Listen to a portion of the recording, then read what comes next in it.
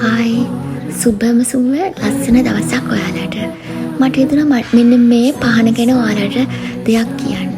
මේ ළඟදී mount ලෙවිනියා hotel එකට ගියාම ඒකේ එනවා මාරම සිනමන් සුවඳක්. මම ටිකක් හොයලා බලපුවාම දැක්කේ මෙන්න මේ වගේ පහනක්. ඒ කියන්නේ යාලා මේ වගේ පහනක් අරගෙන ඒකට වතුරත් එක්ක කුරුඳු වේල් ටිකක් දාලා යටින් කැන්ඩල් එකක් තියලා මුළු දවසම ඒක යාලා මේ පත්තු වෙන තියලා තියෙනවා. ඒක තමයි යාලගේ මේන් එයා ෆ්‍රෙෂ්න එක. හරියම සුවඳයි. ඇත්තටම හිත නිවන සුවඳක්.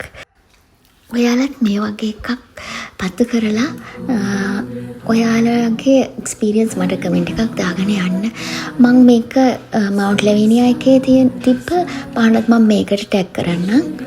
සුබ දවසක් සතුටින් ඉන්න. thank you. මේ තමයි මවුන්ට් ලෙවිනියා හොටෙල් එකේ ආ ෆ්‍රෙෂ්න එක. මේ තමයි ලස්සන මවුන්ට් ලෙවිනියා එක.